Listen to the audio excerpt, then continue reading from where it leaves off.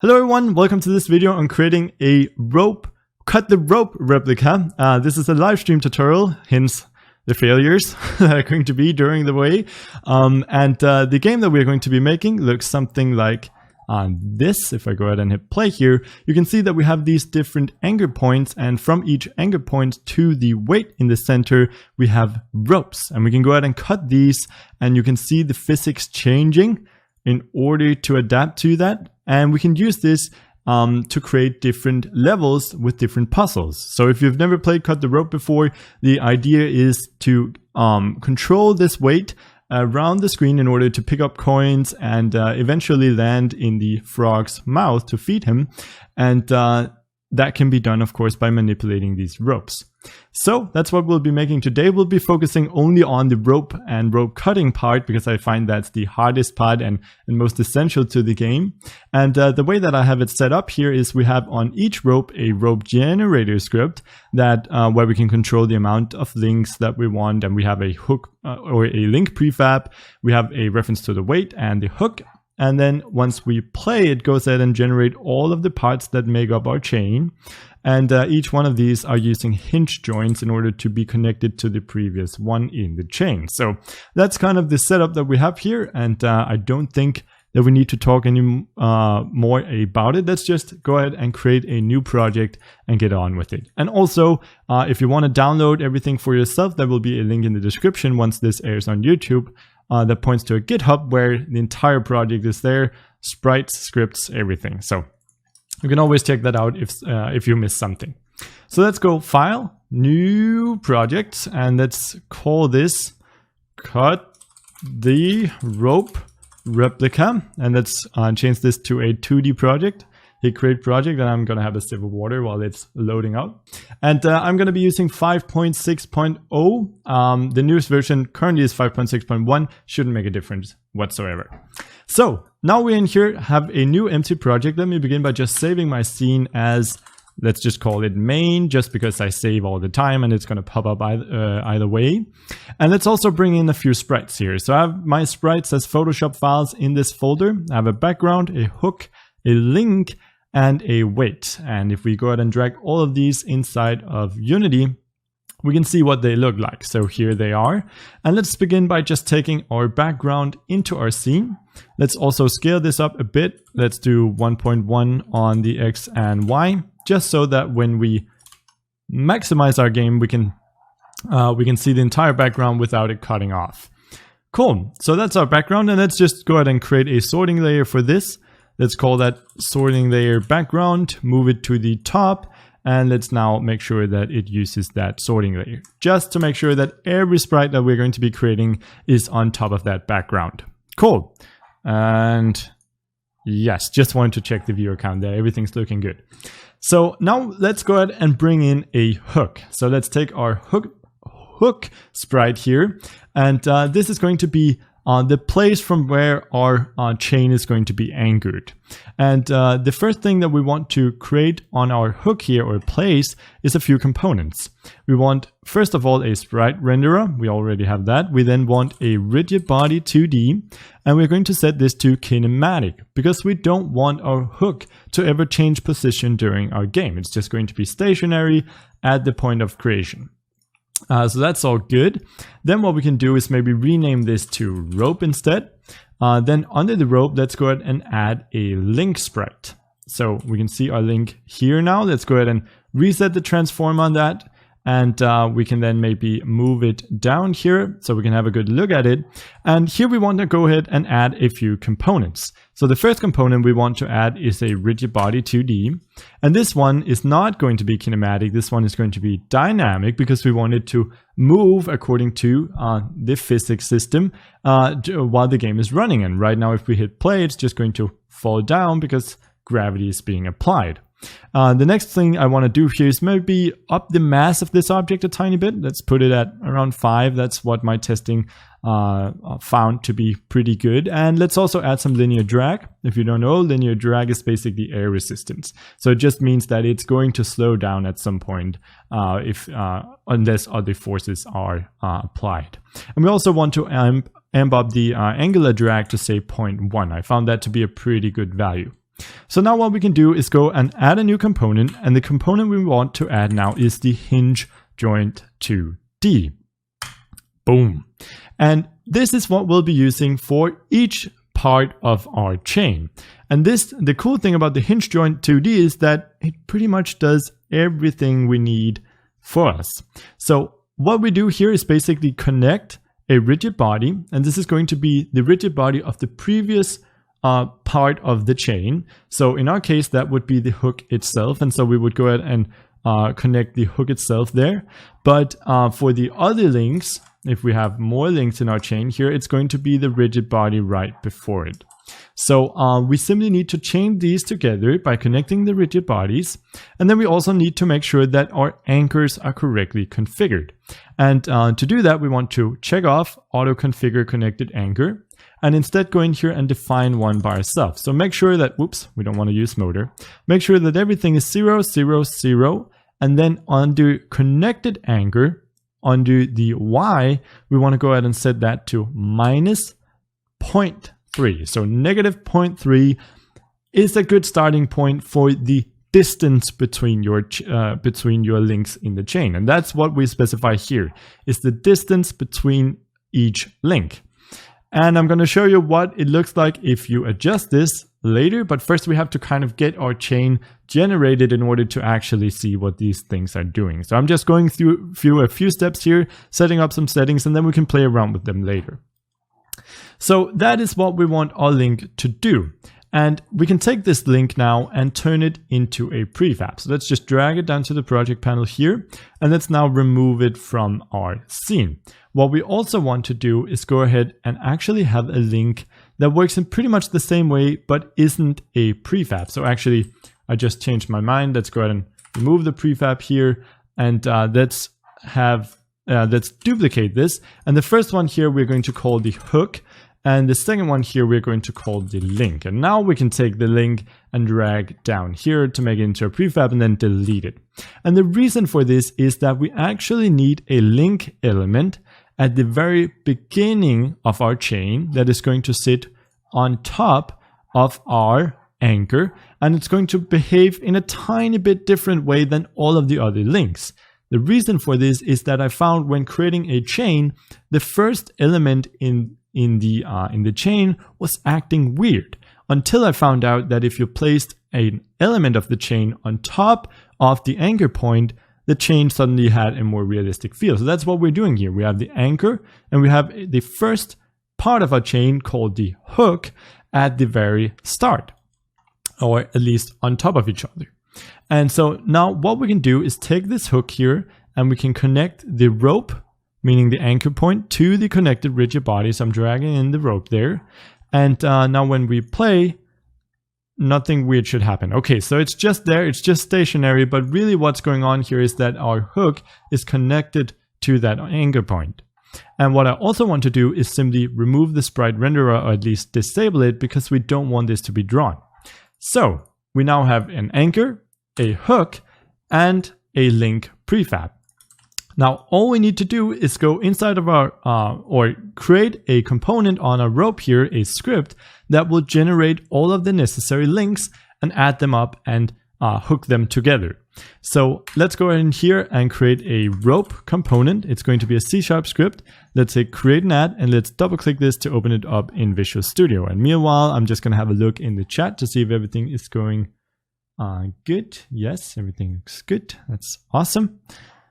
And yeah, so inside of Visual Studio now, we don't need any of the system.collection stuff. So let's remove those. We'll also be removing at least our update method. We will be using start. And at the top here, let's go ahead and create a few variables. The first one is a reference to our hook, because we need the second element in our chain to be connected to the hook. A third element in the chain will be connected to the second element, and so on. So we need a reference to the hook.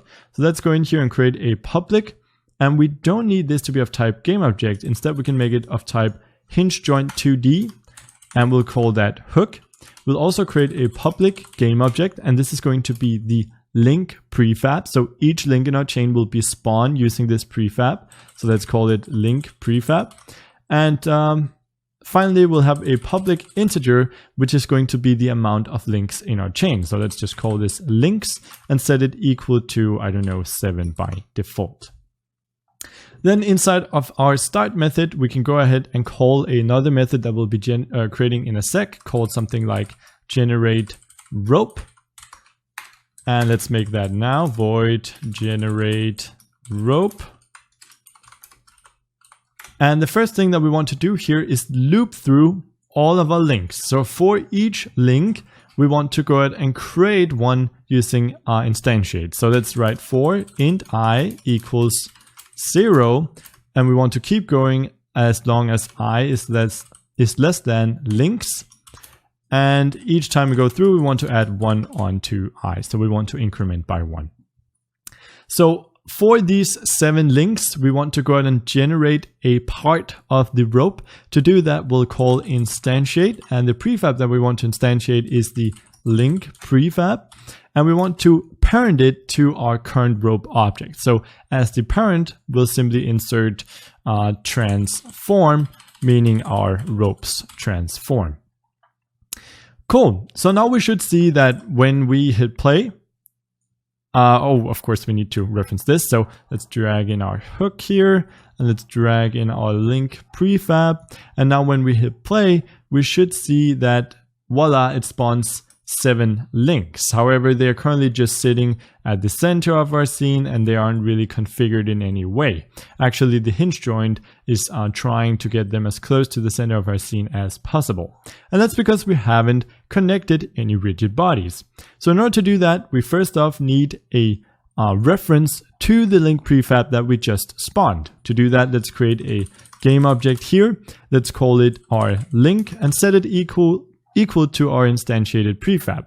We can then get components on the link. More specifically, we want to get the hinge joint 2D on that link. Let's just call this joint by going link.getComponent. And the component that we want to get here is hinge joint 2D. Cool. So now we have a reference to the hinge joint 2D on the generated link. However, we need to also, of course, go joint dot, and then it's called connected body. There we go. So we need to set the rigid body, the connected rigid body of that joint equal to the previous rigid body in our chain.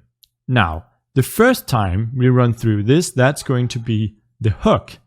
The second time, it's going to be the second element. The third time, it's going to be the third element, and so on. So we really need to go in here, create a rigid body 2D, and let's just call this the previous RB, and we're going to default this to be the hook. Wait. Okay, so we need the hooks. Let's change this to game object, and let's do .getComponent here, because we need the rigid body of our hook here. All right, that's better. And actually, I think it's even cleaner if we just make our hook a rigid body 2D. I think we can go ahead and do that, so we don't need to use any get components. So the first time we run through, previous rigid bodies is going to be equal to our hook. And so when we set the connected body of our joint, we set it equal to the hook directly. Then after that, we can set previous rigid body equal to the rigid body of the joint that we're currently looking at. So we'll go link.getComponent of type rigid body 2D. And so each time we go through, it's going to set the previous rigid body equal to the connected rigid body, or the connected rigid body equal to the previous rigid body, and it's then going to update the previous rigid body. So this is going to run 7 times and set up 7 connection links. Let's try and see if that works, and let's just make sure that we don't need to update anything here. Yeah, okay, so we need to drag in the hook again because we changed the type. So now when we hit play, voila, yes, things are indeed working. However, our connected anchors down here are for some reason not working, but you can see that we now have links where, nope, not working.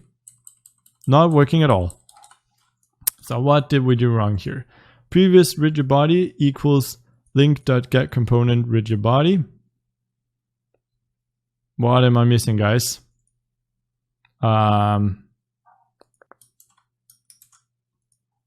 Equal to, here it should be equal to hook, here it should be equal to the link or the rigid body of the current link. I believe that's fine. Am I missing something? So the first time our rigid body should be equal to the hook, because we want the first rigid body or the first link in our chain to be connected to the hook. The next link should be connected to the first link. And so the first time it's going to run through, it's going to set joint.connect to, oh, there we go. Yep. All right, this should be previous rigid body. There we go. Thank you. And yes, the chat is now calling me stupid. Thanks, guys. So, of course, we did not want this to be equal to hook every time. Instead, we want this to be equal to the previous rigid body in the chain.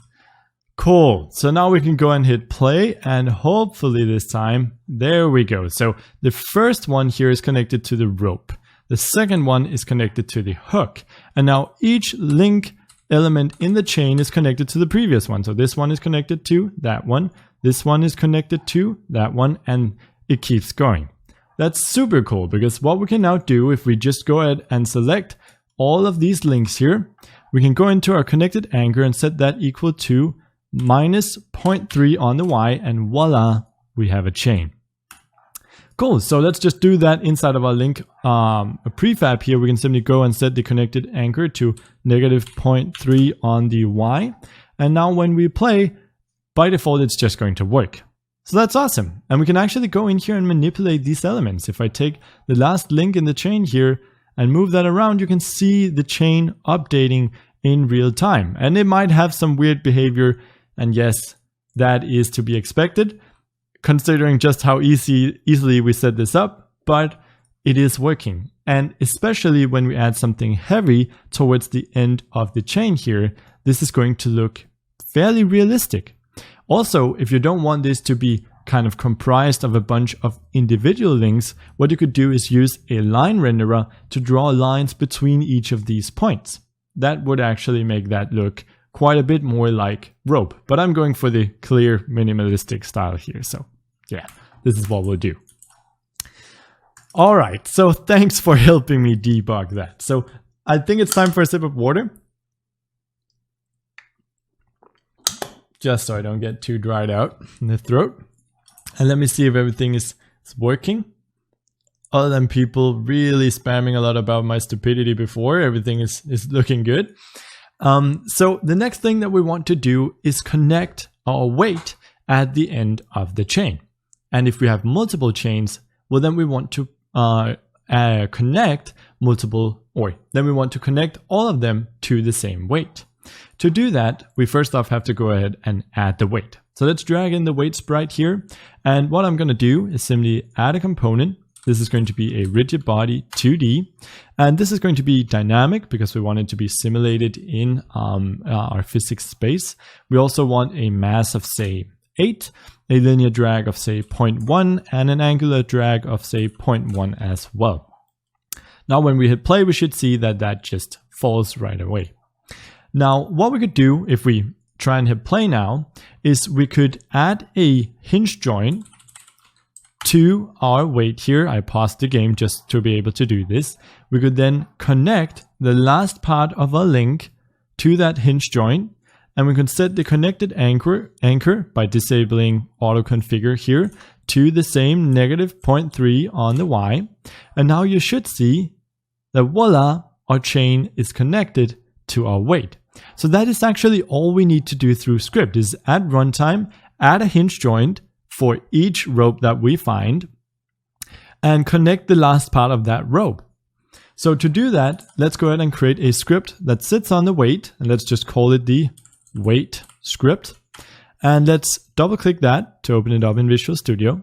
And in here, let's create a method that does exactly that. So let's go ahead and delete the two using tags at the top, delete our two default methods, and let's create a public. We want this to be public because we actually want our ropes to access our weight in order to do this. And we could make it a public void called, say, set or maybe connect rope end. There we go. And we of course want to pass something in here, and the thing that we want to pass in is a rigid body 2D that is going to be the end rigid body. So let's just call it end RB. So this is of course the rigid body component of the last part of our chain. So that would be this one. So what we can now do is, using this end rigid body, we could go ahead and call add component on the game object in order to add a hinge joint 2D. And yes, we do want a hinge joint for each rope in our scene. So if we have 4 ropes, we want 4 hinge joints that are affecting the weight in each their direction with each their force. So each time we call this, we want to add a hinge joint, and we can store this in a variable. So that's of course going to be of type hinge joint 2D. We can call it joint and set it equal to our new component. We can then access our joint, and what we want to of course change here is the connected body. We want to set that equal to the end of our chain, which we will make sure to pass in here as an argument. And we can also set up some other properties here. So we want to go joint.anchor, and we want to set this to vector2.0. So we want that to be 0, 0 on both the axes. Remember that our hinge joint here on our weight should be 0, 0 on the anchor, 0 on the X connected anchor, and then minus 0.3 on the Y connected anchor. Actually, we could maybe give it a bit more room on our weight in particular, because it's a bit bigger than the rest of the links, but we'll have a look at that in a second. So now we can go joint dot, and then it's connected anchor. And this we can set equal to a new vector 2, where the first part, our x-axis, is 0, and the second point, our y-axis, is going to say be negative 0.3, or we could make this a bit bigger. We could also make it into a variable that we can easily configure. Let's do that. So let's make a public float here, and this is going to be our say distance from chain, or distance from chain end, something like that. I like to be very specific in my naming of these variables, even though they might have ridiculously long names. That I'm never going to forget what does. So that's the best part. And let's set that equal to, actually let's just try something like 0.6. Of course, negative 0.6, but if we just say 0.6 here, then we can put negative distance from chain end there. I think that's cleaner. When we now save this and then go into the rope, we of course need to call it. And we only need to call this on the very last link. And so what we do is we check if the value that, or the index of the element that we're currently looking at is less than links. It means that, or links minus 1 actually. So if the element we're currently looking at, the index of the element we're currently looking at, which is first going to be 0, then 1, then 2, all the way up to 6, is less than links minus 1. So it's going to be true for all links except the last one, because 0 is less than 6, 1 is less than 6, 2 is less than 6, except for 6. And so the very last element here, the very last element here is going to not meet this requirement, and so it's going to call the else statement instead. So for all of the links until the last one, we are going to set our previous rigid body equal to the current rigid body. And for the last one only, we'll go ahead and say find our weight. We could either do that using find object of type, or we could go in here and actually create a reference, which I think we're going to do. So let's create a public weight, and let's call this one weight.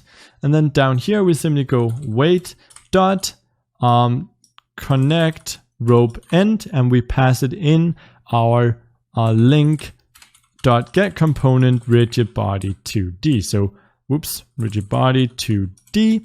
So the rigid body of the link that we just set up. Boom. All right, so now when we generate our rope, we're going to go through, generate all of the link parts. For all of the standard ones, we're just going to set them up by connecting them to each other. And then for the last one, we're going to call connect rope end on the weight, and we're going to pass in the rigid body. Then on the weight, we'll go ahead and link that rigid body as the connected body on our weights joint, and set up all of our settings there.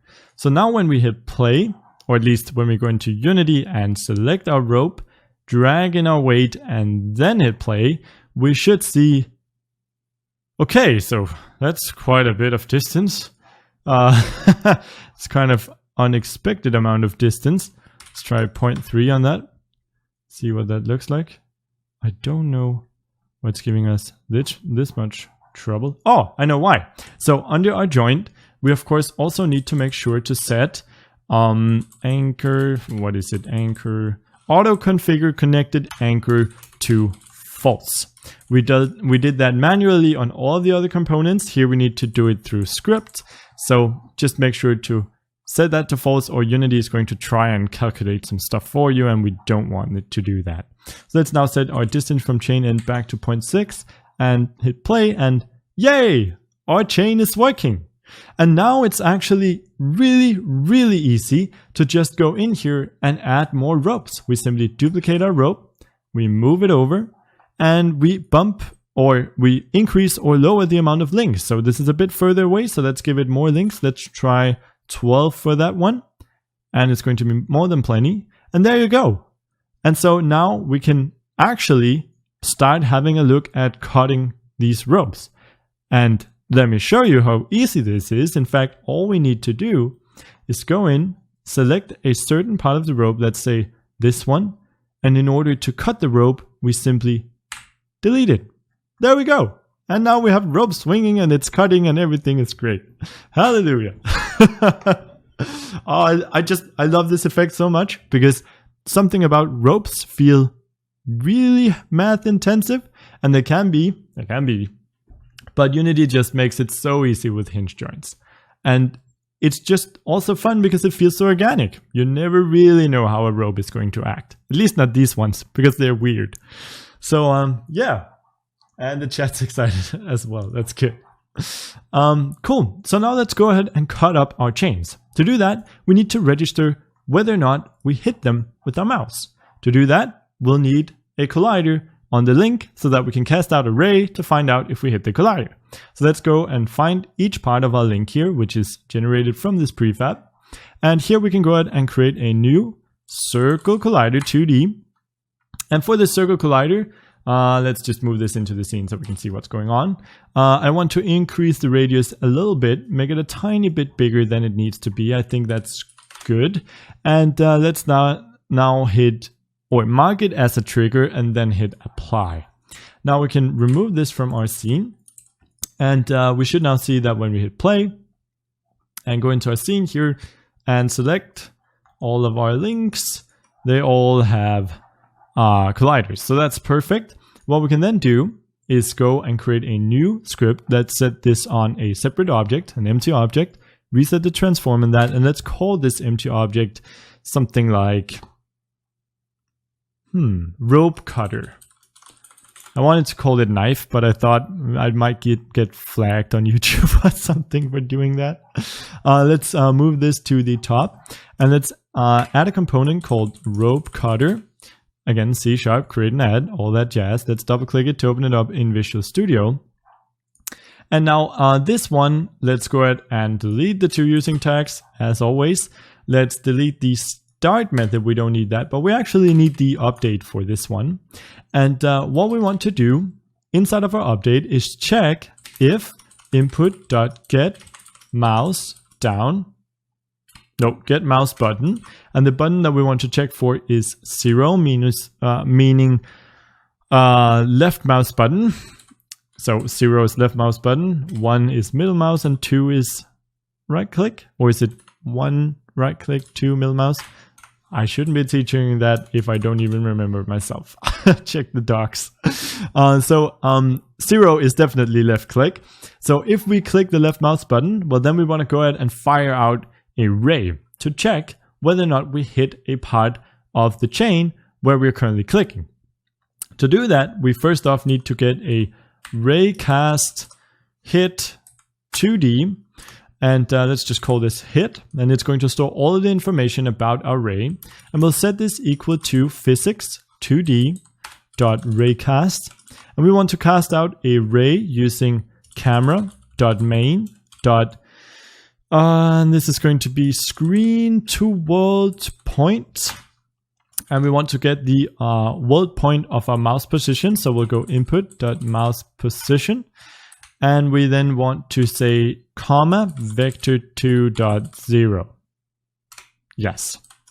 So basically what we're doing here is we are spawning a ray at the point of our mouse position.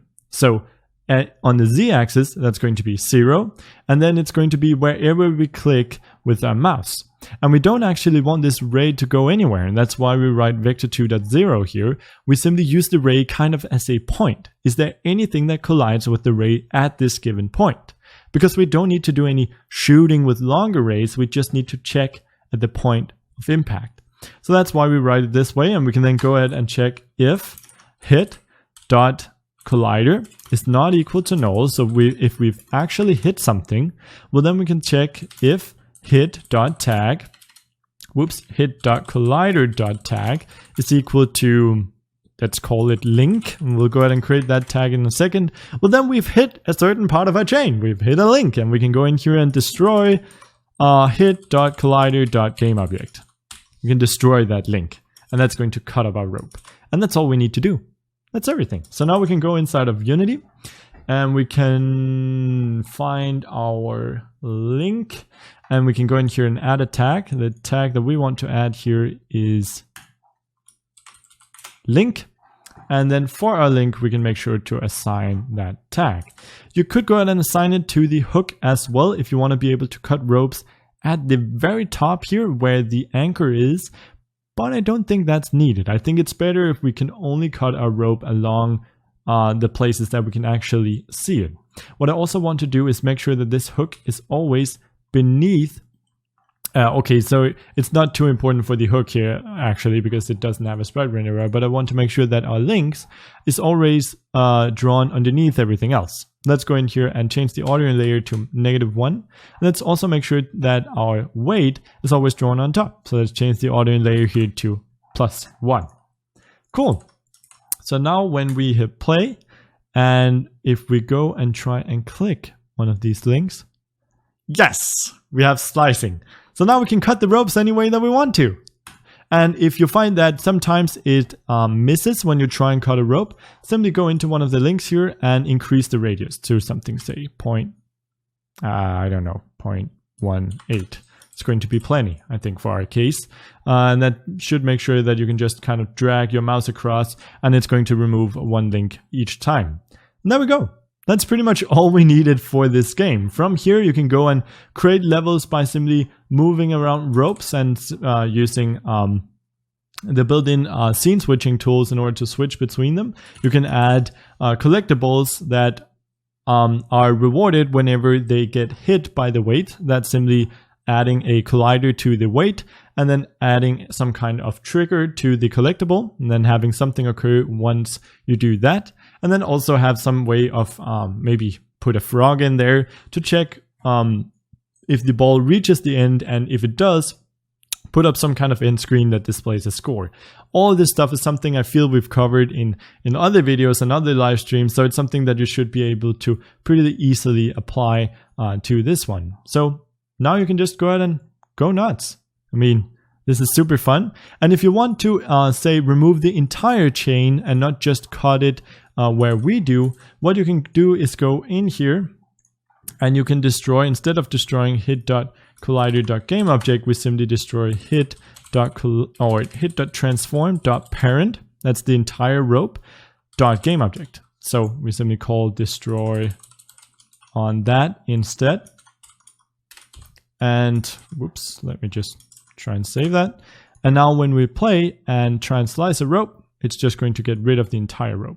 Oh, and that also deletes the anchor, but if you want, you can just go ahead and leave the anchor as a separate object or some kind of parent object and then have it delete everything else. It's totally up to you. What you could also do is go in here and kind of do both. So in the very beginning here, it's going to destroy only the part of the chain that we hit, and then after say 2 seconds, it's going to destroy the entire rope, and then you can have it fade out using some kind of alpha animation. So that's what they do in the original game. I know is everything actually disappears after a second or so, but you can actually see the rope being cut. So it's totally up to you. You could also go ahead and remove all mass on the chain so that after it's being cut, it doesn't have any physical influence on the weight itself. There's lots of stuff you can do. So I feel that's pretty much everything that we needed to cover in this video. I just want to go ahead and try and create a really, really large chain. Let's see. We can select this one. Let's try and create something with 40 links, see what happens. Oh no, that's chaotic. It actually works. I'm surprised to see that this doesn't break in some way, but it actually behaves pretty well. Oh, that's so cool. Let's zoom out with the camera here. Let's see our huge chain working. Yeah, and never mind the background. Oh, that's awesome. Oh, I'm a huge fan of this. We can now take the chain here. Let's drag it up here and see what happens. Look at it go. Oh, that's so cool. And we can splice this up in any way that we want to. Okay, so as you can see, there's plenty of fun to be had with this. So I hope you guys enjoyed the tutorial part of this video. Now we're going to switch over to a Q&A format. So if you guys have any questions whatsoever, write them to me in the chat and I will do my best to answer. And also we'll have a look at some Ludum Dare stuff in just a second here. So that's awesome. So let me just switch over to chat format. There we go. And now you should be able to see the chat as well. And let me start reading some questions here. Do I have a college degree? No, I do not. Please make a complete level with it. Yeah, I'm sorry, that's all we're going to be doing today, but I will have the project file for you if you want to get it for yourself. Let me see. Couldn't you just disable them? Yeah, of course you can disable them as well if you don't want to remove them completely. That would be fine. I would recommend putting some kind of animation that fades out the alpha channel. That would look pretty cool. And in general, I would probably recommend using a line renderer. But if you want to learn more about line renderers, you should check out our, I think it's a few months ago, but we did a live stream on kind of doing a Achtung die Kurve, also called Curve Fever replica. And that's pretty cool. So that's using the new Unity line renderer from 5.6, 5.5. I don't exactly remember when it was introduced, but it's a lot better and you should be able to fairly easily apply it here. Simply have each game object act as a point in the line renderer and it should look cool. I'm from Denmark. How long have you been working on games? I've been creating games pretty much my entire life, so at least live or at least trying to, but I've been working professionally with games since I started this channel pretty much, which is 5 years ago, something like that. And then maybe a year or two before that, trying to kind of get into the whole thing. But the channel here and I have pretty much grown together. How did you learn programming that well? Oh, thank you.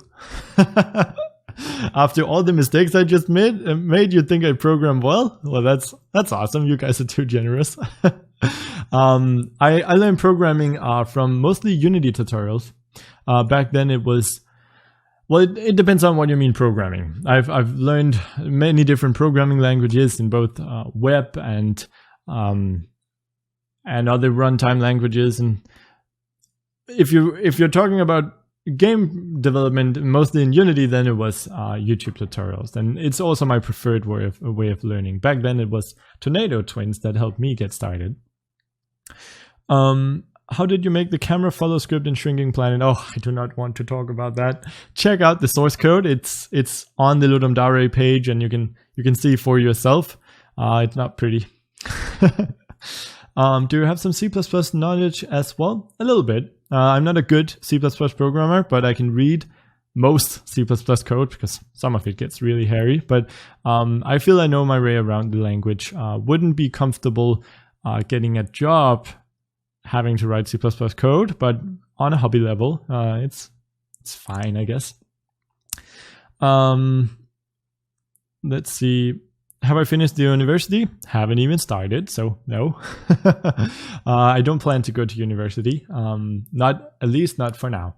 I am having too much fun with this, and I find that I can do much more creative stuff this way than if I went to university. So. Let's see. Can you actually make a living from mobile games? You can, but it's super tough. The mobile game industry has kind of changed. In the beginning, when everyone was first getting into the app market, it was really if you got an app on the App Store and if you got just a tiny bit featured, you could make a lot of money on that. That time is long, long gone. There are so many competing apps, especially games now, that cracking that market is just the most difficult thing ever. You can definitely make a living creating games, but you need contact or you need budget, and you need to create many games, not just one. Being able to live off of one game is rare. Just telling you how it is. It's still super fun though, and I recommend you do it. The source code you posted in Ludum Dare is not working for me. I'm sorry. I don't know why that would be. I'm pretty sure I tested it. It worked for me before then. I'm using Unity 5.6, so I think you should make sure that you're using the same version. I haven't heard any other complaints that it wasn't working, so yeah, I'm sorry. I can't really troubleshoot that with you right now. How do you get assets for games? Dev assets, of course. If you go to devassets.com, you can download free high-quality asset packs. It's pay what you want, so you can choose the price. And that means a minimum price of 0, but definitely awesome if you want to help support me and the artists. That's a good place. The Unity Asset Store is a great place, and yeah, those are probably the two biggest ones that I can think of. Let's see here. Isn't it expensive to live in Copenhagen? Yes, Copenhagen is an expensive city. So yeah, it is. Not really much to say about that. Copenhagen is just overall expensive.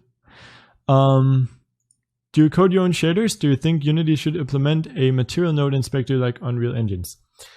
So I do sometimes delve into the world of shader programming. When I do, it's not pretty. I've done a few successful shaders. Mostly I do it following some kind of tutorial, but I feel now that I mostly do it out of habit because I'm not comfortable with writing shaders, but most of the time I can do it without. However, especially since Unity updated to the new standard shader, there are some things that I haven't really rubbed my head around, mostly because I get to do it so rarely. But I think it's really fun to do. I think there's something really gratifying about creating code that directly affects graphics. That's really fun. And there's just so much creative stuff you can do with shaders. So I don't know why I haven't gotten into it more. It's probably just because you guys haven't been asking for it on the channel, and most of what I do with Unity is for the channel. In terms of creating a node editor, that would be the coolest thing ever. But then again, there are some really good assets out there, such as Shader Forge, that allow you to do that. So as long as there is a method, and this time there is, I don't think it should be that top priority at the moment. Definitely not. I think the standard shader suits 99% of what you need to do with shaders. I did pick up Blender recently, though. I did start using Blender again recently because I wanted to prepare for this series, and also because I just think Blender is so fun. And I mean, their node editor is just amazing. So it is hard not to get envious of that, but I really mean it's more of a fun thing than it's something that's really needed. Thank you for all the compliments, by the way, guys. What programming language would you recommend for a beginner? Depends on what you want to do. I would always recommend the programming language that gets you, or that allows you to do what you want to do the quickest, because I think the most important thing for beginners is capturing their interest and showing them that programming is not books and it's not API. Programming is creative and it's something that allows you to make something. And so I would always say, if you want to make a web page, start with HTML. You can get something up and running right away. If you want to make something sciencey, or if you want to make automated tasks or anything like that, start with Python. If you want to make games, maybe start with Unity, or maybe not. Maybe start with something easier like JavaScript, or like regular JavaScript, not Unity script, or maybe GameMaker. So it totally depends on what you want to do. But I do believe that Unity is a great tool for showing how creative you can be with programming. I am 20 years old. Why Unity over Unreal? No particular reason, because I don't really favor Unity over Unreal. Okay, that's a lie. I do favor Unity over Unreal on quite a few things, but I think that whenever it comes to what engine you should choose, it totally depends on what game you want to make. So Unity over Unreal is just a matter of me thinking that Unity fits the types of games that I make most of the time. I've never actually embarked upon a project where I thought Unreal would be a better guess, especially because most of the stuff that I do is done by me alone when it comes to game projects. And if I had a bigger team, I would probably say otherwise. What's your favorite game?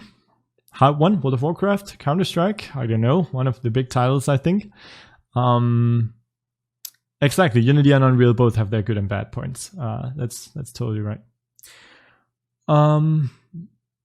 Let's see, for a web developer and designer, mainly using JavaScript, CSS, HTML, sometimes PHP, which is the best program to start making games? I'd like to make some simple but fun games in my spare time. Unity? I know I can use JS in Unity too.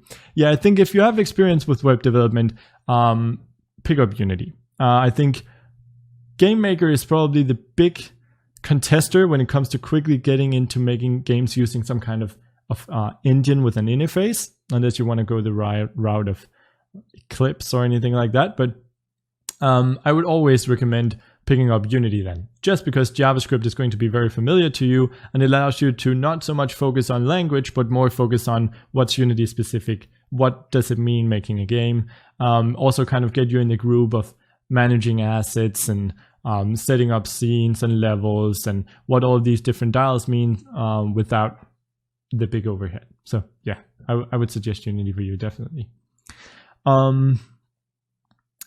Let's see. Am I ever going to do a gaming stream, or at least a stream that isn't tutorial related? Maybe. For this stream, I actually thought about creating or making an entire stream where I only play Ludum Dare games that you guys have made, or other games that you might want me to play. And that could be super fun to do. I want to play what you make and see what you are able to do, especially maybe if the game was inspired by a tutorial of mine. That would be, I mean, it's always awesome to see that what you put out there is actually maybe helping someone. So that could be really fun to do. And with that, let's play some games. Let's do it. So I'm gonna jump on. Let's see here. Let's change the layout again. The layout is changing, guys. So let's go to lgjam.com. And I am going to log in here, and I'm going to do that off screen. And I don't remember the login. Whoa, I did. It's great. So here, if you don't know, Ludum Dare is a game development competition where you get 48 hours to create a game from scratch using only self-made assets. And it's super fun. Look, that's me.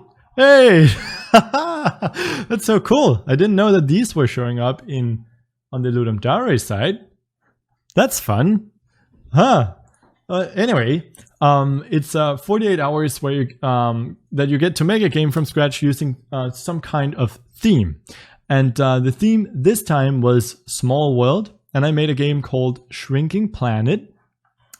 And it looks like this, and it allows you to drive around this small planet while trying to avoid meteors. And I found this fire icon that I thought was super cool. And you can go ahead and download it. I'm just going to throw a link in the description here to those who want to check that out. You can play it in the web browser. Let's just actually try and maybe have a quick play here. And let me see if I can get some desktop audio working. I think maybe that it's streaming the audio, but I really have no idea. Let's try and hit play here, and it does lag in the beginning a tiny bit in in the browser here. And you can also see the grass shader is nearly as nice in the browser. I don't know why I played it in this browser. I think I already have it installed. Actually, let's do this right. Shrinking planet? No? No. Yes. Maybe. Shrinking planet builds. Windows. x86. There we go. Cool. It's booting up now. Yeah. I wanted to show you guys the grass shader. It's the best part.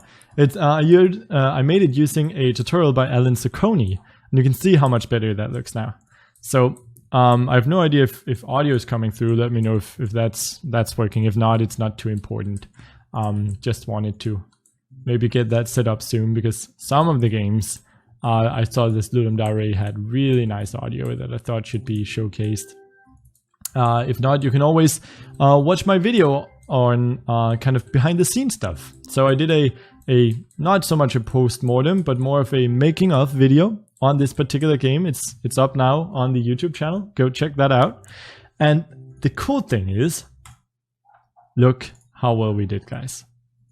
Ta-da! We were #1 in theme! Yes! Celebration! And the white balance on my camera is still off. I feel ADHD today. A bit hyper. It's probably because I've had to do so much boring work this week. I'm pretty excited to be doing some live streaming. And we got #8 in graphics and #13 overall. So I'm super happy about this. I mean, it's a huge improvement from my last submission, first of all, and it's also just getting #1 in a category. Oh. It's so cool. Oh, so I was really excited about this. I think some of the judgments here are not really fair. I don't think necessarily that I did that well in innovation, and I definitely think that my humor rating should have been lower as well, because I had no jokes in there whatsoever. So I think some of these are a bit too good, but I'm happy about it. I shouldn't complain. But yeah. So and the feedback that you guys left was just awesome. I mean, look at all these comments and a lot of really good feedback as well. I spoke to Sebastian as well. He also left a comment here. Sebastian Lake, if you know him, he's another YouTuber. He had some really nice feedback. I think one of the main problems with this game, it was also something that I wanted to add but simply didn't have the time, is the fact that you can just drive straight and then not get hit by meteors for 10-20 seconds. And that's a problem. I should have some kind of targeting that sometimes put a meteor in front of the player so he has to react.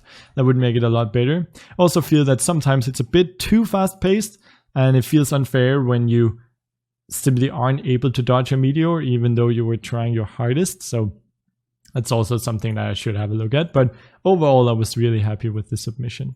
And if you didn't watch the last stream, Sophia, my lovely fiancée, did a game as well called Meetup. So look at this. So here you go. That was her first Ludum Dare submission, and she did well as well for her first submission. She got number 66 in humor. That's pretty cool. I also really liked her interpretation of the theme. I actually thought that 120 wasn't enough for that, because her theme interpretation is awesome. I think pretty much everyone did something with small planets, including myself. And I don't really think it's fair that I got more in theme. but all right. I guess it's the voting system, so shouldn't complain. But You can check that out as well. I'll leave a link in the chat if you want to go play that as well. So yeah, guys, if you have a Ludum Dare submission that you want me to play, or a game that you made using one of my tutorials, keep it to Ludum Dare here in the beginning, maybe. Definitely throw it in the description. I want to check it out. There's one here called Battle Hex. That sounds cool. Oh no, this looks complicated. Yes, let's try it out. And oh, you didn't get enough ratings. 1 rating? Jesus, I'm sorry. Download the game on itch.io. Let's do that. Oh, it's a WebGL. Perfect. Those are the best ones. I'm just gonna have a sip of water while it's loading.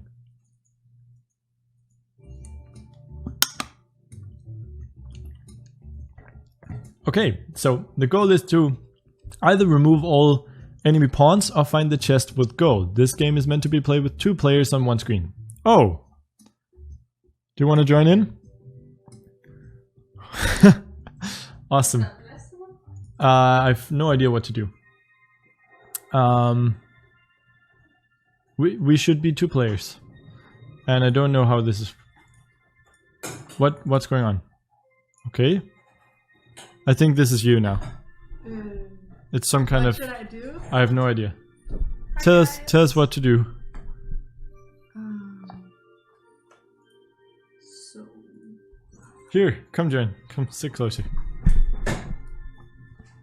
okay, so I guess I'll try to press W. Oh. I'm walking. Okay, so you can. I think you should place units down there. But you can only place at the beginning, so it's like chess. Ah. All right. Okay. And I guess the bluest water in the ground is grass. I think you should hit OK now without knowing anything. Left click to choose a pawn and tile to move to. Right click and drag or vast keys to move the camera. Alright, so I can choose a pawn now. Oh, I see. And it's about getting the gold. Okay. I think. So. Okay, my turn. Yeah, I'm going aggressively for the gold. When you start, you have to place 3 pawns on the first row of the board and then click OK, button right, top right corner. This will start a game. There. To attack an enemy's pawn or open a chest, you have to strike backwards. This is really cool, actually. Yes. I will do that. Okay. This is going to be easy. We play a chess sometimes. Damn you. No swearing on the channel. Sorry. Just kidding. So. Okay. Yeah, I'm gonna beat you to this one, I'm sorry. Can I...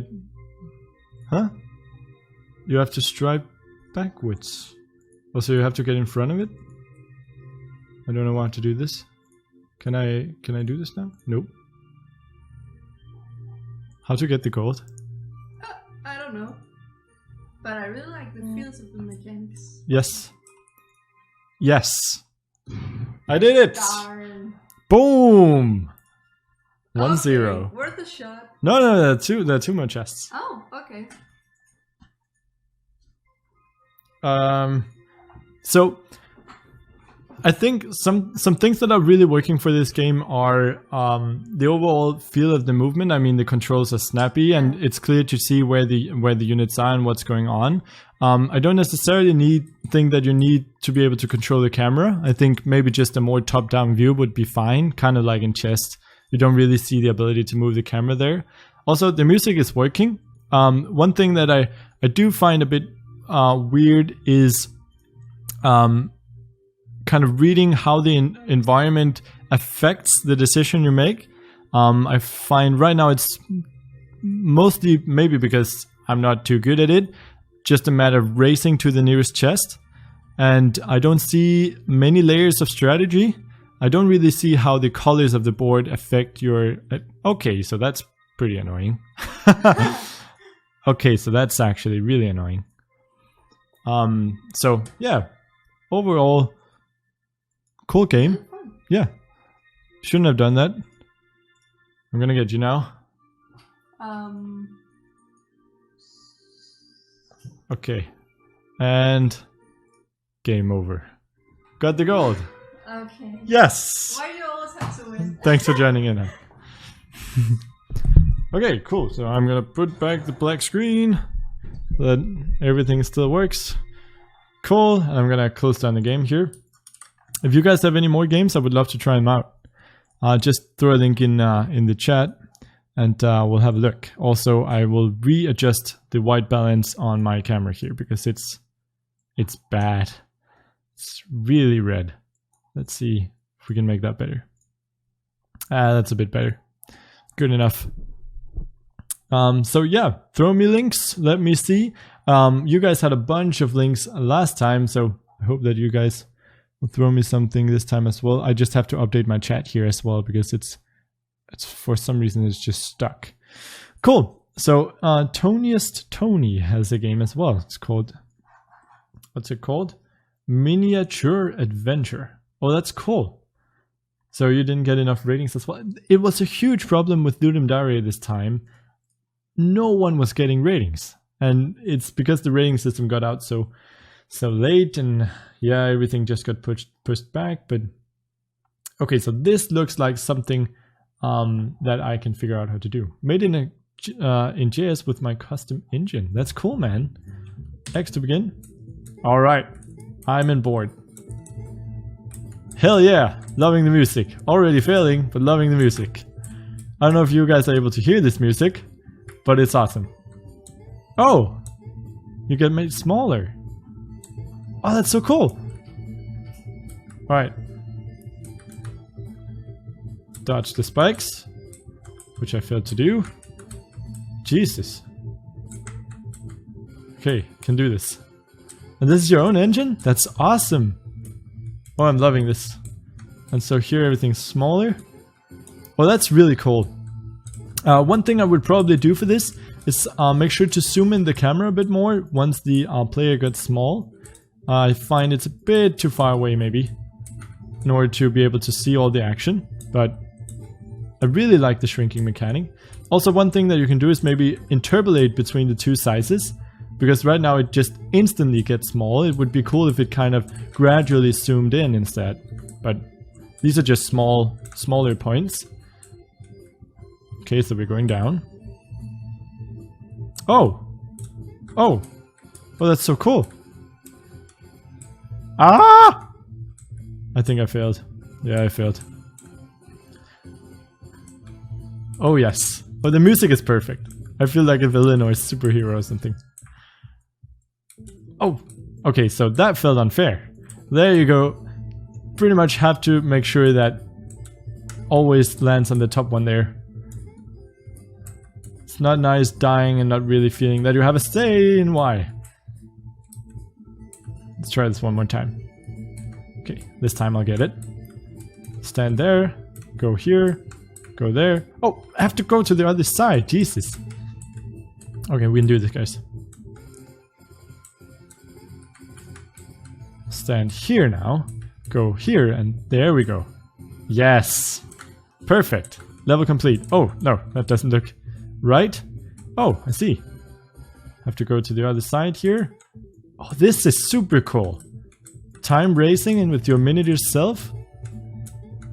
I have to be fast. No, not gonna make it. Oh, just made it. Oh, that's so cool. Okay, so these levels. These falling levels.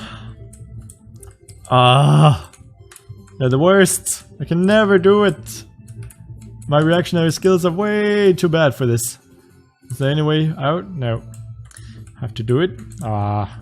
See? It's not gonna happen.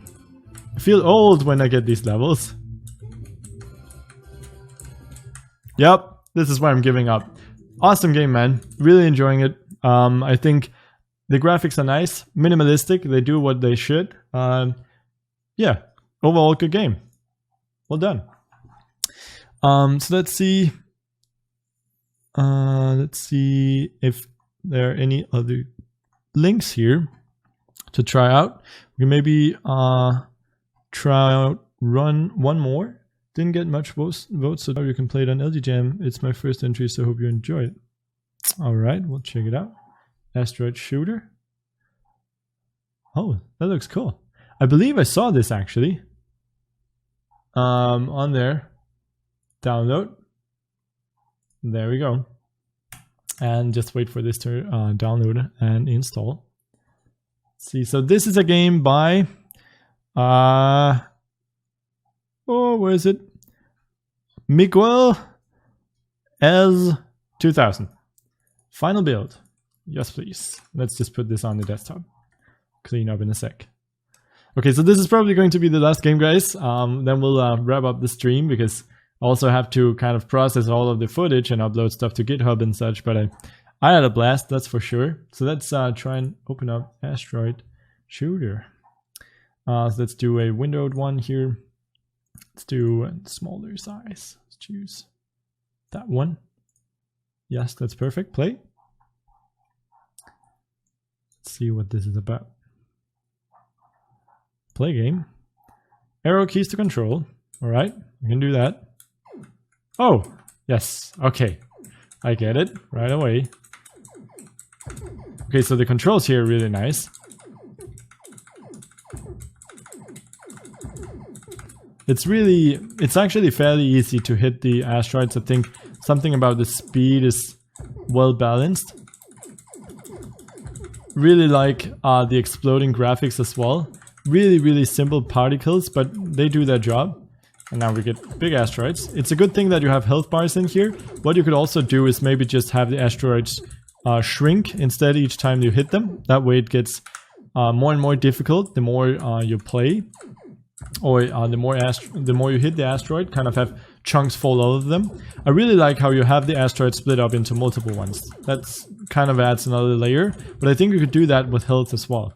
Maybe. But yeah. Don't know why this didn't get that much many votes. This is an awesome game as well. Oh no! Okay, perfect. So, I mean, a simple thing that you could add on this type of game. Ah, darn. Game over. Is some kind of upgrade menu. I think this is one of those games that could really keep people hooked if you get a way to upgrade your planet. Get more guns in there, get health upgrades, shields, automatic turrets, nuclear bombs that kind of destroy everything on the screen, stuff like that. You could also have it so that you can shoot upgrades around the screen. So if you just take your time, maybe a few seconds to shoot something on the screen that isn't an asteroid, in return you get some kind of bonus power up. So that's something that I would probably add there, but really well done. So I believe that is all that we are going to do today. So that's pretty much the end of the live stream, guys. I hope you enjoyed it. I really did, as always. And yeah, if you want to watch this live stream, it will be up later on YouTube along with the GitHub project. So you can download everything that you want. If you want to see more of this sort of stuff, go ahead and support me on Patreon. Patreon is a site where you can choose a monthly donation of any amount, cancelable at any time. So you can simply go to patreon.com/Brackeys. I'm just going to link it in the chat here. And it really helps keep me going. Of course, I get a bit of revenue for YouTube ads, but this really helps. So go there. You can support me if you want to. It's totally optional. You guys rock. And thanks to the people who are already supporting me there. It's awesome. It's a fun little community. So always excited if more people want to join in on that. Other than that, thanks for watching, and I will see you guys in this video later today, and then I will see you guys in the next video this Sunday. So thanks guys, I had a lot of fun. Bye. Thanks to all of the awesome Patreon supporters who donated in May, and a special thanks to Derek Heemskirk, Faisal Marify, Stone Gamer, CMDR Firestone 38, Thomas Vorley, James Calhoun, Cyborg Mummy, and Jason the Tito. If you want to become a patron yourself, you can do so at patreon.com/Brackeys.